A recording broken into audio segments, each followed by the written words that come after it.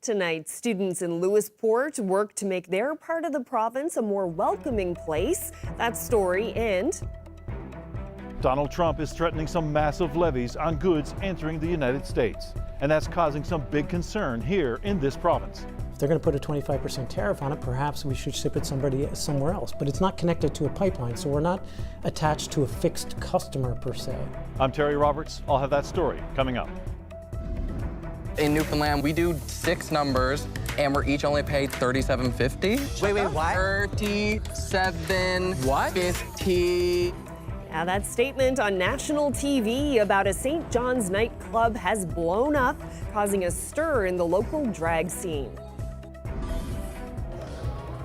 Are you ready to rock?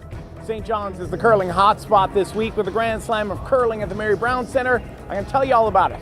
Coming up. This is CBC Here and Now.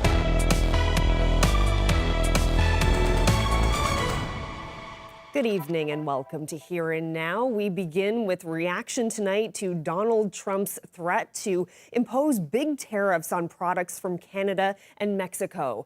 Political and industry leaders in this province say it would be devastating. Here and Now's Terry Roberts reports. It's Donald Trump's most severe threat ever against Canada, and it could have punishing consequences for the economy here in Newfoundland and Labrador.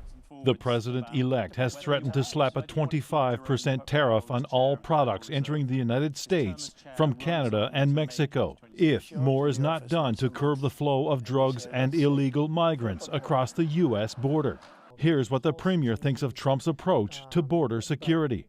It is not going to be cured by slapping a 25% tariff on a pound of crab.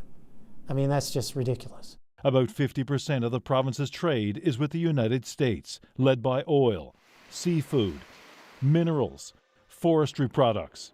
Energy NL, the trade group that lobbies for the oil industry, is backing Fury and his efforts to address the proposed tariffs on Canadian products and ensure we can continue to export to a key trading partner. Nearly 70% of the value of all seafood exports from this province go to the U.S. The Seafood Producers Association warns that a tariff would cause a foundational shift in the market.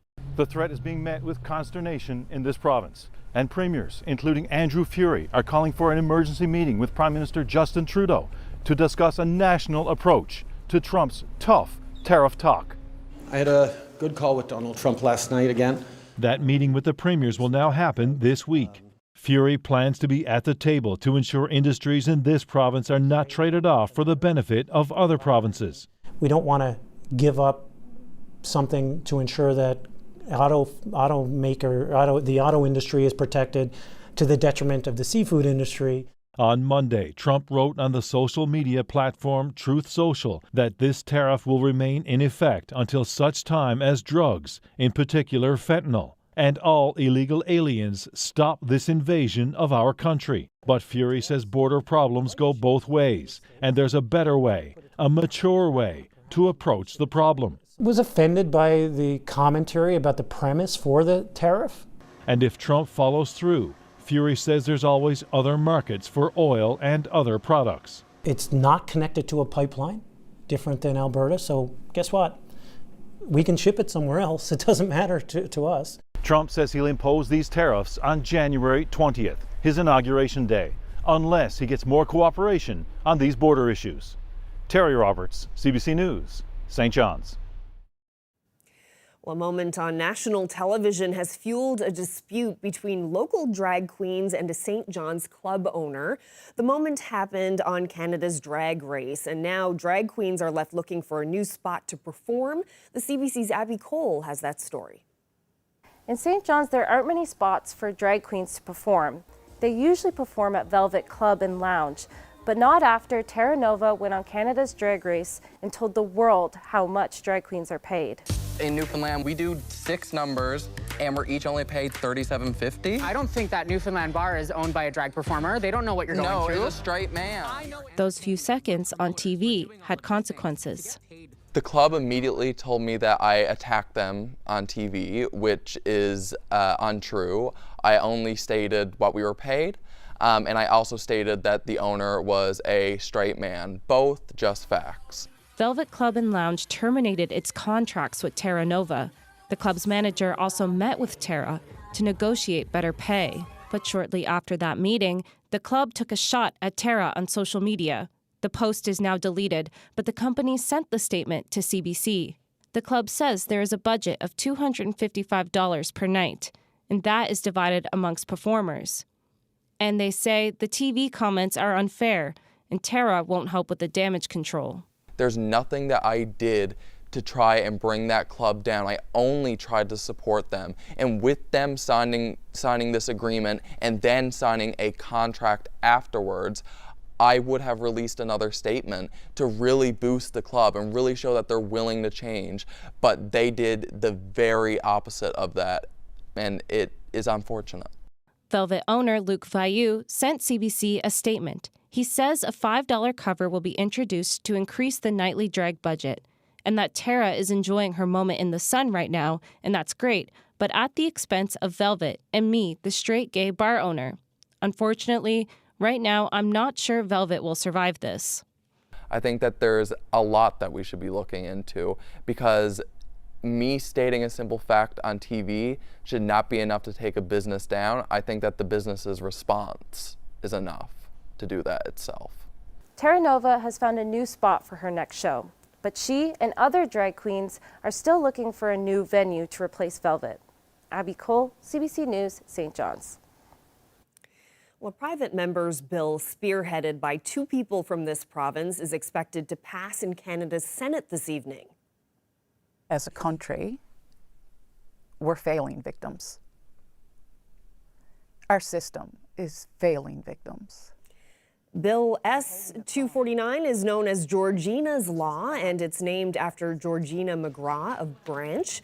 The advocate drew from her own painful experience being abused and developed a plan for a national strategy to prevent intimate partner violence. McGrath took her ideas to Senator Fabian Manning, and for 7 years, the pair has been working together.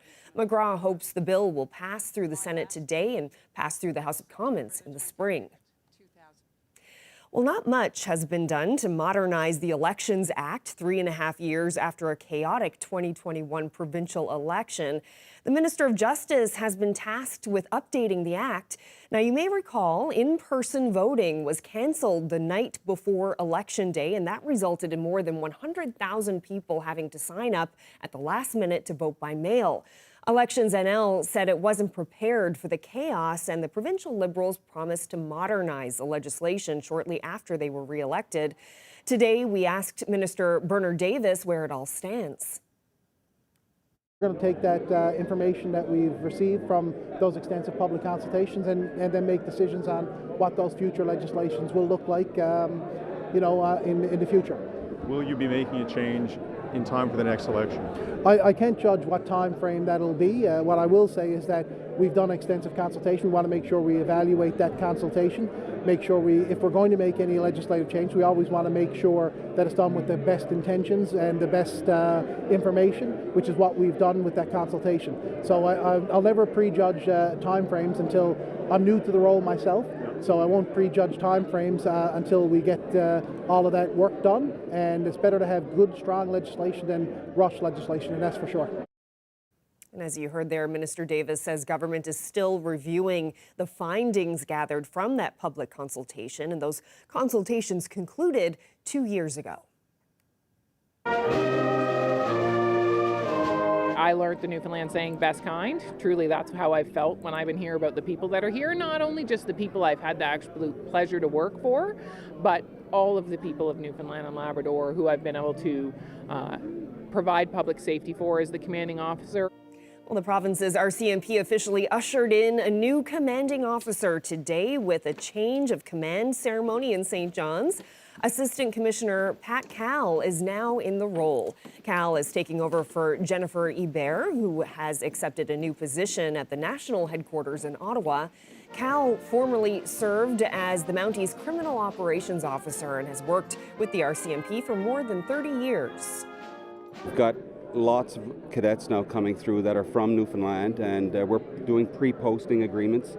So before people even go to depot, we're signing them to areas of Newfoundland. So that's worked out real well, and we're starting to see our numbers increase. So, you know, I guess my biggest challenge is I want to get the seats back in filled throughout the province, and, you know, get our visibility up and get doing things that, you know, again, make Newfoundlanders and Labradorians feel safe. Well, to the West Coast now, where bigger buses will soon be hitting the streets. As Here and Now's Alex Kennedy reports, Corner Brook's public transit system is getting a much-needed boost, and there may be more changes on the way. If you're cruising around the city, you'll likely see small buses operated by Corner Brook Transit. You might think to yourself, that's a little small for a public bus, and you'd be right. The city says a boom in ridership from students and newcomers has meant a need for bigger buses. Yeah, it's sort of a good problem. Again, for years now, we've seen really meager numbers when it comes to transit, and that in a population where we do have a lot of user groups like students, say, that could avail of transit, or typically do in other centres. But for the last year or so, we've seen a really big increase, really since COVID, of transit use, which is great. These 15-seat buses will soon be swapped out for 27-seaters. It's going to cost the city about $120,000 more per year, but Parsons says the added capacity will be well worth it. It's been a bumpy road for riders with smaller buses and delays. We actually just spoke to a bus driver here at a bus stop in Corner Brook who told us that some riders had to be left behind because there was no room on the bus. Riders have been asking for bigger buses, but they've also been asking for more routes. We still have our fixed routes, but we're working on some other projects. So we've just recently completed the accessibility study for transit. We're looking at options, whether or not we can include additional paratransit services in parallel to that system, on demand as well, to supplement the fixed route system. So there's a few really cool, interesting solutions in the works. And Parsons says that's not all. He'd like to one day pilot a project that could see free transit in Corner Brook, cost shared with the province. That's likely a ways away, but he says riders will see bigger buses pulling up to the curb in early December. Alex Kennedy, CBC News, Corner Brook. We'll fill a front seat in between the driver and the passenger seat, and right to the roof in the back. Fill it with donations, that is. Jiffy Cabs kicked off its annual Block the Jiffy campaign earlier today. The taxi company is calling for toys, gift cards, and clothes for kids and teenagers.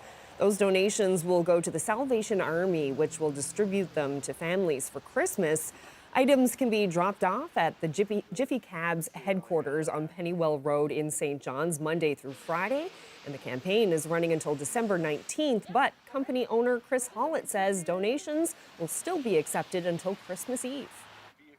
It just shows that people care here in St. John's. I wouldn't like to say people go without, but, aside from providing for their own family, they feel their duty to provide to others, especially during this time. None of us wants to think about a child going at Christmas with nothing under the tree or very little.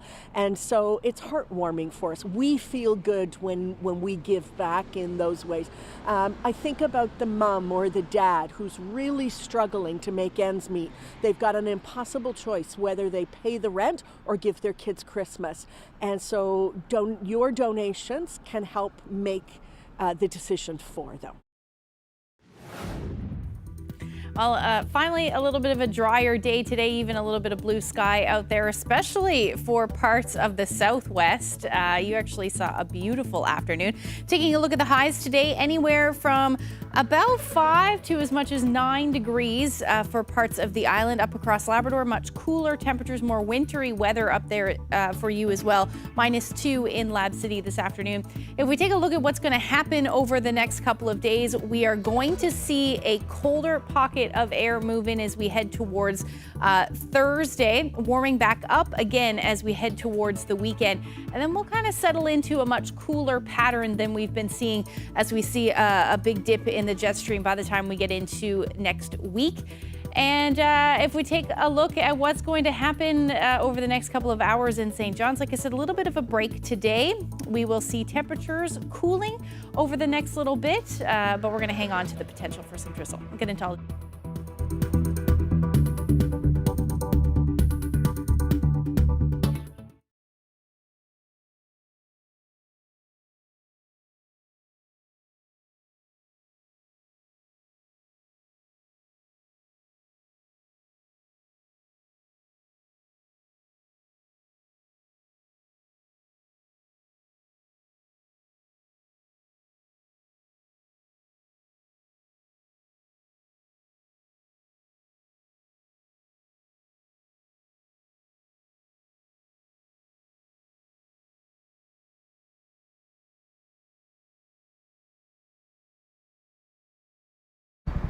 Welcome to Jackpot City, where a land of excitement is here for you to explore. Enjoy classic casino games such as blackjack, or take a spin with roulette. Explore our exciting virtual range of the best slots.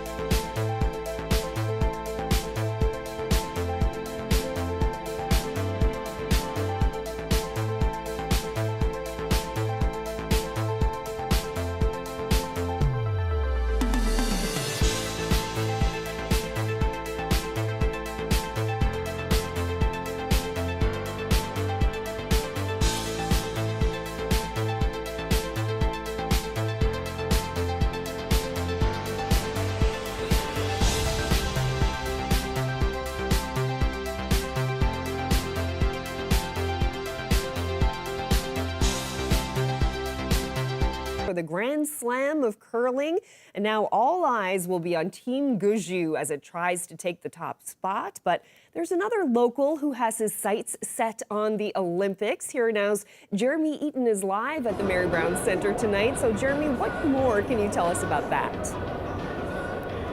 All right, before we get into Paul Smith and his timing program, I just want you to take a look. We're literally almost on the ice. That's Rachel Homan's team, Team Homan behind there, #1 ranked team in the world. They're about to play. This place is pretty subdued right now, but earlier it was on fire, the loudest it's been since Billy Idol was here, I've been told.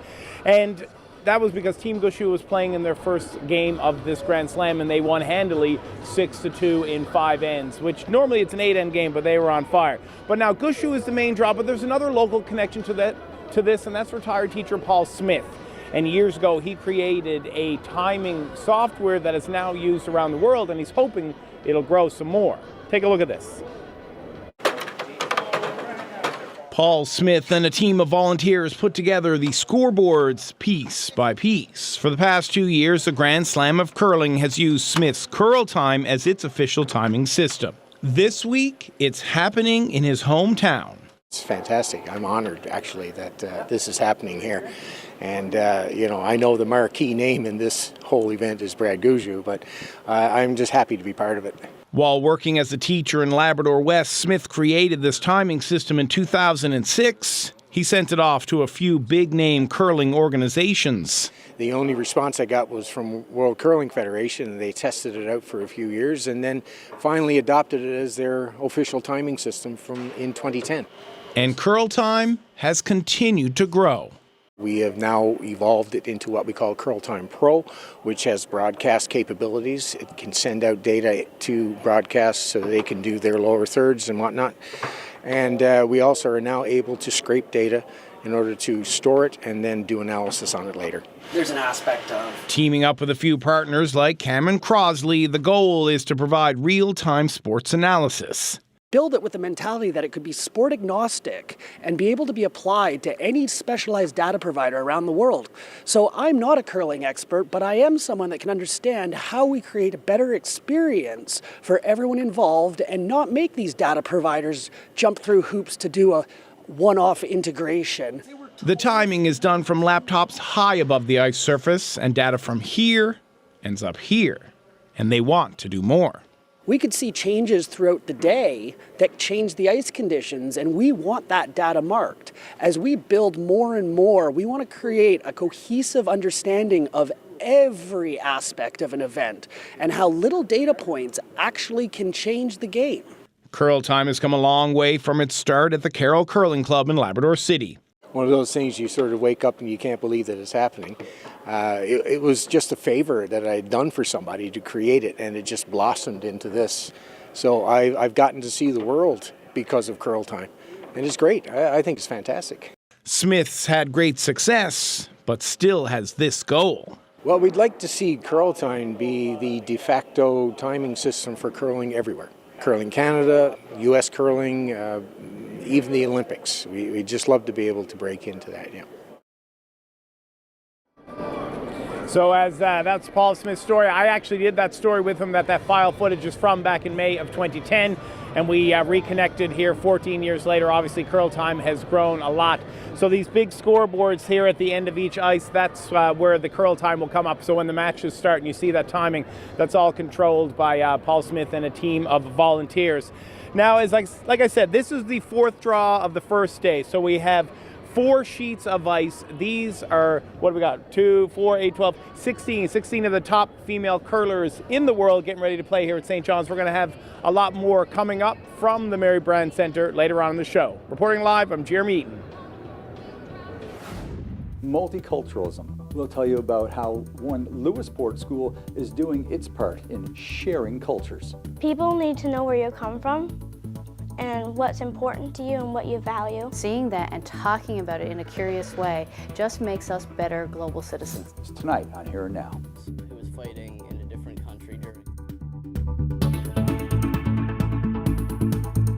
I hate this interface. I just want to talk to a human. We got runners! The woke left is letting immigrants illegally move into my room. Sir, that's housekeeping. 22 minutes. Tonight, watch free on CBC Gem.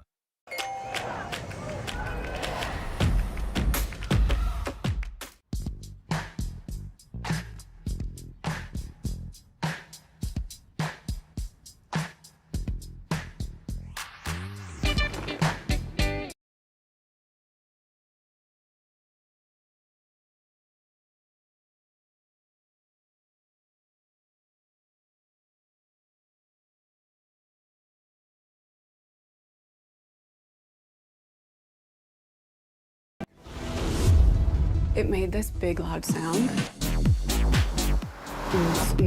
You know how nobody can find parking on game day? It found a way. The versatile Subaru Crosstrek, the true urban legend. My nephew is having a blast with his new team. I'll have to tell him when I learned about his great-grandfather, Philippe. Through Ancestry, I found that he played on 3 different teams and even landed a scholarship. Get to know your family story at ancestry.ca.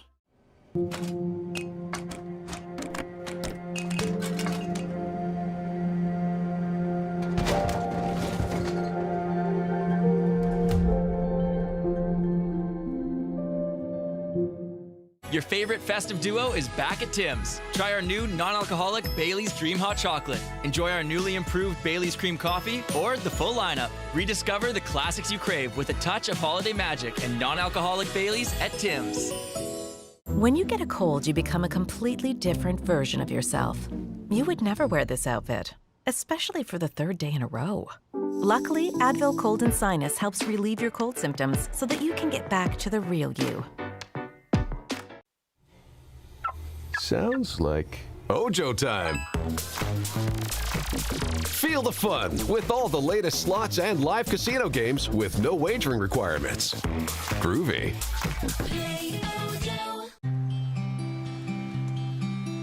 Can I dream? Can I dream of a place where people are what they seem, where kindness and compassion are more than just words, and everyone believes in a beautiful world. Realize your dreams in the Ultimate Dream Home Lottery. Tickets are only $30. This beautiful home comes fully furnished and decorated and is all ready for you to move in. If you purchase your lottery tickets before November 28th, you also have the chance to win one of 3 $10,000 Christmas cash bonus prizes. Don't forget to add the Ultimate 50/50 extra tickets. Last year's total was over $963,000. Don't miss out. Get your tickets at ultimatedreamhomelottery.com. All proceeds support the Canadian Hard Hearing Association of Newfoundland and Labrador. Closed captioning brought to you by GMC's Canada-wide clearance. Get 0% financing up to 72 months on select 2024 Sierra 1500 crew cab trucks. See your dealer for details.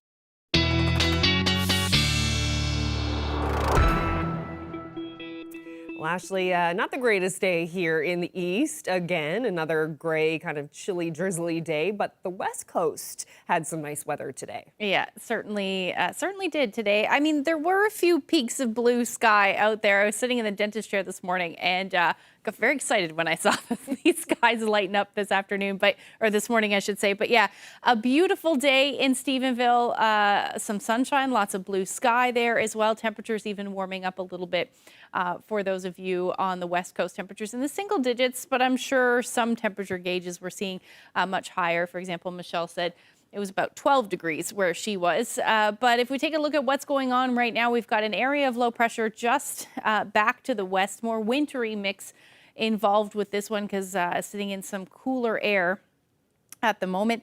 But this is what's going to head towards our neck of the woods as we head through tomorrow, starting really tomorrow morning. And that will be the story for the next at least day or so. So not a whole lot happening weather-wise across the island. We're still in that northerly flow, and there are some showers developing there, as you can see, with some drizzle, and that will continue as we pretty much head through the overnight tonight. Temperatures at the moment are still sitting somewhere between 3 and 7 degrees across the island. Labrador, Northern Peninsula, cooler than that, about 2 degrees. Labrador generally sitting in the minus single digits, especially for the west towards the coast, though. Anywhere from about +1 to about -2. And again, temperatures tonight will stay fairly chilly. We've seen a little bit of a drop in the visibility about a half hour ago. Visibility was down to about 400 meters in St. John's. Now it's back up to 2 kilometers. So expect some patchy fog again as we head through the overnight period. And again, that's just because we're in northerly flow. Nothing significant weather-wise expected through tonight, but we are going to see some snow move in for Lab West, and that will be towards the early morning hours for you. Until we get there, though, just the chance of a few flurries up across Labrador, with temperatures hovering somewhere around 0 or even about -5 in the west. Overall temperatures will hover around 0 to +4 across the island, and again, unsettled tonight with northerly winds around 20 to 30 kilometers per hour, so nothing too significant. And then into tomorrow, this front will move in. Things will start as rain for most of the island. Inland areas, higher elevation, you may see this as some wet snow into the afternoon, but most will be seeing that rain, and that snow will move in for Labrador and head towards central areas of Labrador through the afternoon, late afternoon, early evening. By the time it gets there, it's fairly slow moving, and we are going to see this spread across the island as well. Again, interior areas, particularly in the higher elevations, though. And likely not till later on in the day when the temperatures cool off will we see some wet snow in the mix there. Most of us along the coast will be continuing to see this fall as rain. That will head east as we head towards the early morning hours on Thursday. And again, eastern Newfoundland, most of us should see that fall as some rain. Areas through central may see some periods of snow in the mix there as well. Overall, our daytime highs tomorrow will be fairly cool. This is a little bit below where we should be sitting this time of year, typically around 7 or 8 degrees as our daytime highs. So between 3 and 6, that is cooler. This is also why there is the potential for some snow in the mix there as well. So keep that in mind tomorrow if you do have any travel plans, especially late in the day. Winds will generally be out of the northeast, at least through the first part of the day, really all along the northeast coast. But as that front moves in, winds will shift to more southeasterlies, and that will be the story along the south coast. There is a good chance that for the first part of the day anyway, we may see a few peaks of blue sky again in the east, but those clouds will move in. For Labrador, you are looking at your temperatures sitting below zero towards the west, towards the coast, though, between 1 and 2 degrees. And again, overall unsettled with most of the weather happening in the west. But as we head through the day, that weather will head towards Happy Valley Goose Bay as well. So you'll enjoy some sunshine, at least for the first part of the day. That's your forecast. I'll look ahead to the weekend when I come back. Thank you, Ashley. Well, some students in central Newfoundland want to make their town a more welcoming place. They're spreading that message with help from a group that spent more than 20 years sharing diverse stories. Here Now's Troy Turner has more from Lewisport. The town of Lewisport has that familiar, close-knit feel. Young students like Molly Noble see the small town is changing and want to embrace it. We want to be proud to say that we're multicultural here and that we enjoy having people move here. But if we don't make it come across that we like people moving here, people won't want to move here because they know that we're very not welcoming. So we want to be welcoming to know that people would like to move here. The group Sharing Our Cultures has a mission: connect young people of different backgrounds, promote belonging and acceptance, starting in the classroom. Noble and about 20 others created projects for this year's program. For my project, we 3D printed the word strength in different languages to represent multiculturalism and to kind of remember and recognize people who've gone through hard times because they're different or because they come from a different background, and just to remember them and the strength that they had to go through those situations. There have been previous allegations of racism here. An assault charge following an incident at school last year, and a family who said they'd consider leaving Central altogether. Today, the focus is a more welcoming one.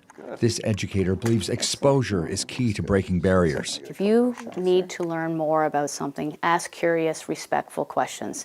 So it is a part of our present life where we want to see more multiculturalism in our province. We want to see gender equality. We want to see representation of various orientations and gender identity. We want to see religious expression. So I think those exposures and seeing that and talking about it in a curious way just makes us better global citizens. Jacob Curlew's project focused on equal education for all. It was a bunch of people, like faces going across with their flags of culture in the background, all wearing a graduate hat. I think we were a little inspired by, in our English class, we briefly touched on Malala, somebody who was fighting in a different country during a terrorist organization in her area, and she was fighting to have equal education for her because women weren't allowed to go to the school. The students came up with the topics themselves.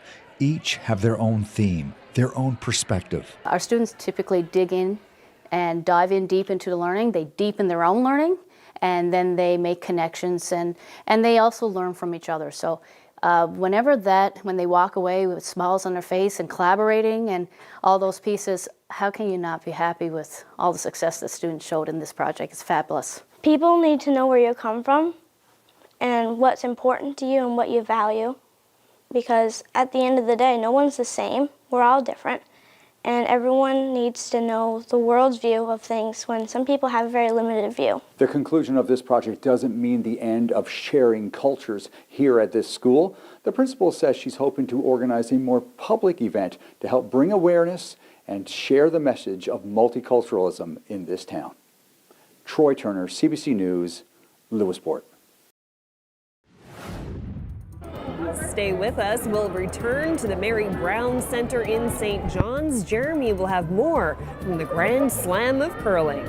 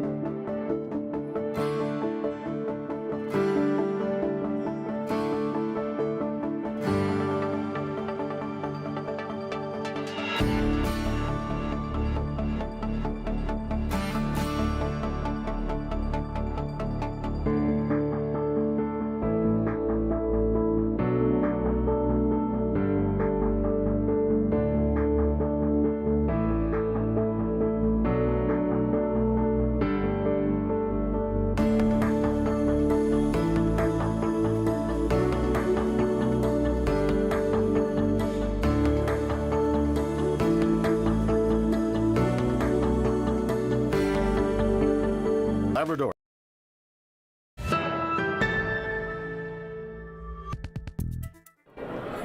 Welcome back to Here and Now. We're just taking in the afternoon or the evening session here of Team Carey versus Team Homan.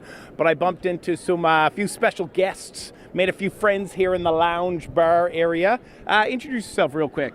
I'm Barb. I'm Lauren Lenentine's great aunt, and I'm here to watch Lauren's team win.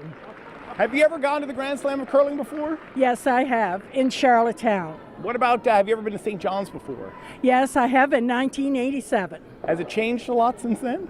No, I don't think so. People are still the same. And I want to say one more thing. I'm here to celebrate my 75th birthday and Lauren's mother's 50th birthday. So is this your daughter, I'm guessing? Niece. Niece, sorry. And Lauren's I'm getting my it great together. niece.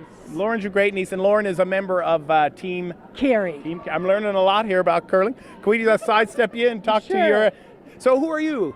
I'm Jennifer, and I'm Lauren Lenentine's mom, and I'm from Prince Edward Island. So what's Laura's position on Team Carey here? Lauren is the lead. And for those of us who don't know much about curling, what does that mean? It means that Lauren throws the first 2 stones of the game. She gets the end set up for the rest of her teammates, and she sweeps really hard. Is it stressful as a mom, like watching the sport? It can be very stressful, yeah. I have 2 daughters, and both of them curl in different positions, and it's really enjoyable, but also very stressful by times. I'm guessing if you have 2 daughters, did you curl? I did not curl. How did they get into it then? They just had a flyer from their local community curling club, and the rest is history. They loved it. And you having a good time on your birthday trip? I'm having a great time. It's my first time in Newfoundland. Really? What do you think so far? I love it. Yes. I love it. Even when the weather's like this? Well, I'm from Prince Edward Island, so our weather's been the same, and so I really love the hospitality here, and the venue's great, and really having a good time. Perfect. Who's standing next to you? This is my daughter's friend Taylor, and she's also from Prince Edward Island, but a student at Memorial. Oh, Taylor, what are you doing here then? So I now call Newfoundland home, but I grew up with Lauren back in Prince Edward Island, and I'm really excited to be here. I've never seen Lauren play in person before, so this is really exciting. Yeah, this is a pretty neat venue to get the first game in, hey? Yeah, absolutely. This is incredible. Do you curl as well? No, I never curled. I danced with Lauren growing up. We were both step dancers. Yeah.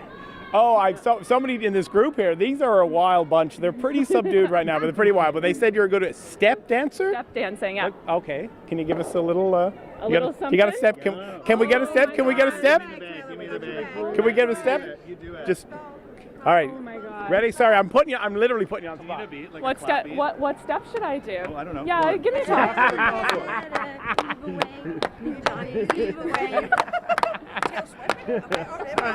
All right, this got off the rails. Laura. Okay, Taylor. All right, Taylor, that was amazing. Thank you so much. No worries. Look, and the fans up there. Thank you so much. Look. Thanks for watching the local news. Now we got one more person. We got about 45 seconds left. Introduce yourself real quick. Hi, I'm Allie Burgess. I'm the mom of Carly Burgess on Team Carey. And what's Carly's role here? Well, on the East Coast, she'd be the mate. Up north, or in the Northern Ontario or Ontario way, she's the vice skip or the third. How exciting is it to see your daughter here play at the Grand Slam of Curling St. John's? Oh, it's super exciting. This is what the girls, this is what they love to do. This is the type of venue and the type of crowds they love to play for, and they're chasing their dreams. So yeah, we're happy to be here. I am so happy to be here. You all were a hoot. Thank you so much. Happy birthday. Happy birthday. Thanks for the dance. And who are we cheering for? Team Carey, all the way. Let's go, Team Carey. Reporting live for Here Now and Jeremy Eaton, St. John's.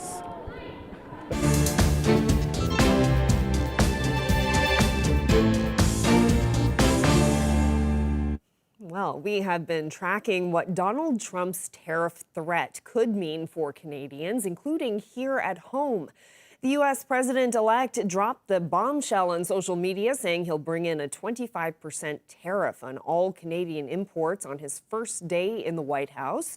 He vows to keep them in place until Canada takes action to stop fentanyl smuggling from Canada to the U.S. and block illegal migrants from this country from crossing into the States.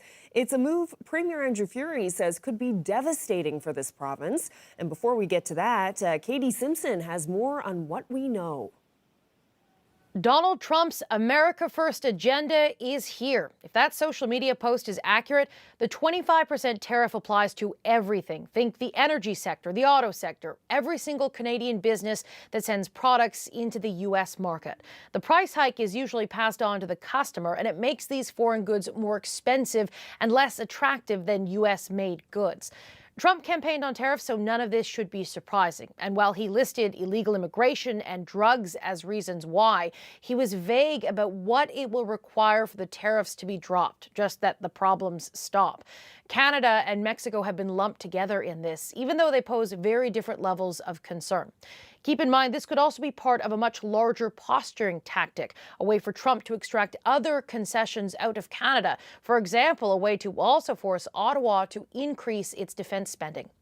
Prime Minister Justin Trudeau and President-elect Trump spoke shortly on the phone after that social media post. It was a good call. This is something that we can do, laying out the facts, moving forward in constructive ways. This is a relationship that we know takes a certain amount of working on, and that's what we'll do. One of the really important things is that we be all pulling together on this. The Team Canada approach is what works. That's where, putting aside partisanship, that's where I reached out immediately to Doug Ford to agree with him that we would have a First Ministers meeting this week to talk about the United States. Talked with François Legault and some other premiers as well. There's work to do, but we know how to do it. The Trudeau government has been here before. Trump slapped tariffs on Canadian steel and aluminum during NAFTA negotiations. And at that time, Canada had a list of U.S. businesses that rely on trade with Canada, all sorts of details, down to if they're in a Republican district and would tariffs cause political damage. Look to that as a guide, though political repercussions may be less powerful this go-round since Trump can't seek a third term. Katie Simpson, CBC News, Washington. So what could this proposed 25% tariff mean for Newfoundland and Labrador in particular? Premier Andrew Furey says it would be a major blow to many industries that rely on U.S. exports, including the fishery, the oil sector, and mining.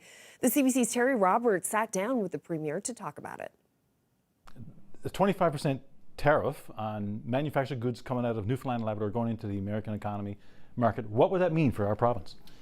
It's crippling. It's devastating to the economy of Newfoundland and Labrador. When you think about our exports to the United States, this year we're projected to be about 50% of all trade is with the United States, and the top ones are the predictable industries, oil and gas, seafood production, minerals, and then you have things like the forestry industry, pulp and paper and lumber. It would be devastating to those industries, but when you think about those industries that I just suggested, the seafood industry, it's not just about buying from a seafood producer, it's the upstream impact of that tariff to harvesters, to plant workers, to truck drivers, to people living in our rural communities in particular. It can be absolutely devastating to those communities. So, I mean, I really think that we need to have a willingness to have a diplomatic relationship and a solution-driven relationship to the statement by President Trump. But we also, as Canadians and as Newfoundlanders and Labradorians, have to have the courage to ensure that we are fighting for the worker in Newfoundland and Labrador, for the worker across Canada, especially when it comes to Newfoundland and Labrador in rural and remote communities. You and others called for an emergency meeting. The Premier, the Prime Minister reacted pretty quickly, agreed to that. Seems like you've gotten your way on that. How important is that gathering? Well, it's incredibly important. And last night I had the opportunity to speak to multiple different premiers, different federal cabinet ministers. I communicated with the Prime Minister himself on the significance of this. And to have a joint meeting so that we can have a Team Canada approach, I think is incredibly important. It's important from a strategic perspective, but it's also important to understand the relationships that everybody has. And by that I mean regionally, for example. I have different relationships with governors in the Northeastern Seaboard than the Premier of British Columbia. I don't have any relationship with the Governor of Washington or the Governor of Oregon, but today I was communicating with the Governor of Vermont and the Governor of Massachusetts. From Newfoundland and Labrador's perspective, I'm going to be calling on key stakeholders, key industries to have a Team Newfoundland approach that will inform that table. And they will be of the predictable stakeholders that drive the exports. Have you been talking to industry leaders here, or have they been reaching out to you? They've been reaching out to us, and you know, I'm particularly concerned about the energy industry, the seafood industry, the lumber industry, the mineral industry. I mean, when you look at our exports and minerals, almost a significant portion of Vale's nickel goes to the United States. 50% of our oil and gas goes to the United States. 99% of our aquaculture goes to the United States. 60 to 80% of our seafood industry goes to the United States. A 25% tariff on that is going to be incredibly punishing to the people of Newfoundland and Labrador. But I would argue in the rooms that will exist in the near future that it will also be punishing to the people of the United States. You take the energy space, for example. Do you think people in the United States are going to tolerate a 25% January 2nd increase at the pumps? Or if you look at our electricity, I mean, we provide electricity, albeit through a bad deal, to Hydro-Quebec. That goes down to the Massachusetts. Do you think on January 2nd, the people of Boston are going to be okay waking up and realizing there's an additional 25% tariff on their electricity bills? I don't think so. But it's incumbent upon us across the country as premiers and leaders to ensure that that message gets through, not just to the Trump administration, but to local leaders and citizens themselves.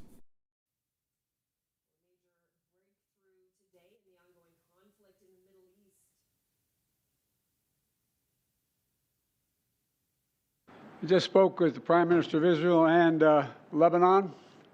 I'm pleased to announce that their governments have accepted the United States proposal to end the devastating conflict between Israel and Hezbollah. Mr. President, what have you told the new administration? Ceasefire deal has been reached to end the fighting in Lebanon. The ceasefire is meant to be permanent and will go into effect tomorrow morning. The deal calls for Hezbollah forces to pull out of southern Lebanon. Israeli forces will withdraw as well, but they will retain the right to relaunch their attacks if Hezbollah breaks the ceasefire. Before the deal's announcement, Hezbollah fired missiles into northern Israel that were intercepted, and Israel launched its most intense barrage of strikes on Beirut since fighting broke out after the October 7th attack on Hamas by Hamas.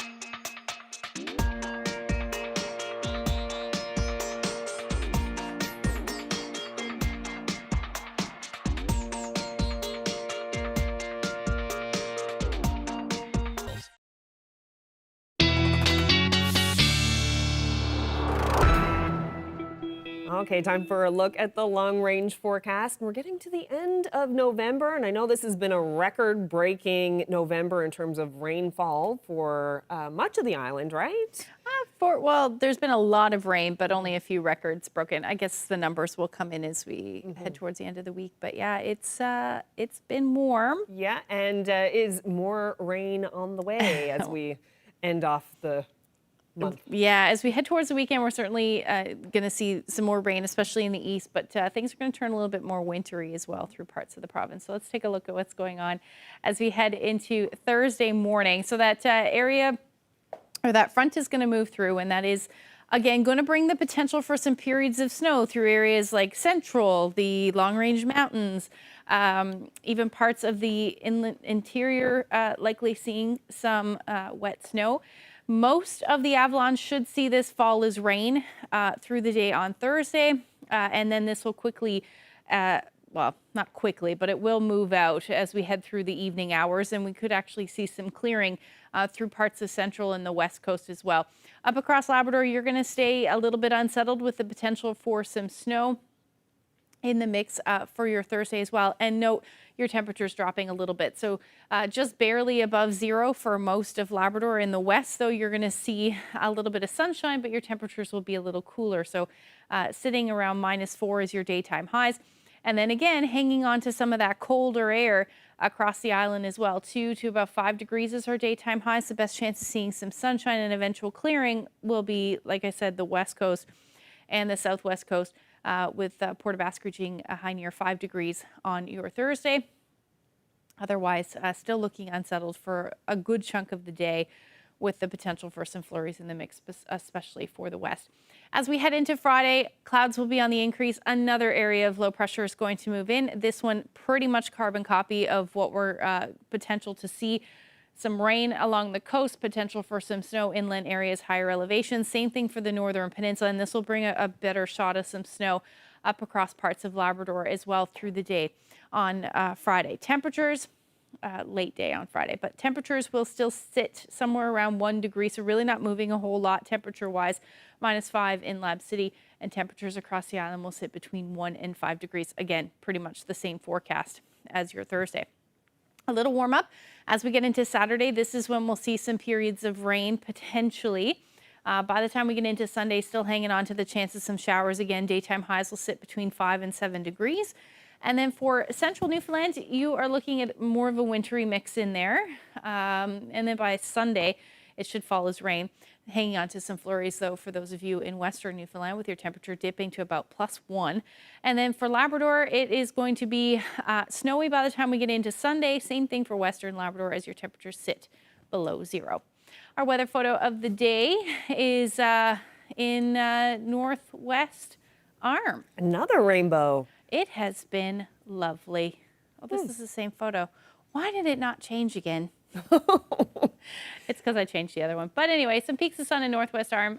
Chris shared this great shot with us. And if you have any weather photos that you would like to share with us, you can send them to nlphotos@cbc.ca. Oh, that is just lovely with the reflection on the water. Thank you so much, Chris, for that. Really appreciate that beautiful photo. Yeah, for sure. All right, well, that's it for us. Thank you so much for spending part of your evening with us. Hope you can join us again tomorrow.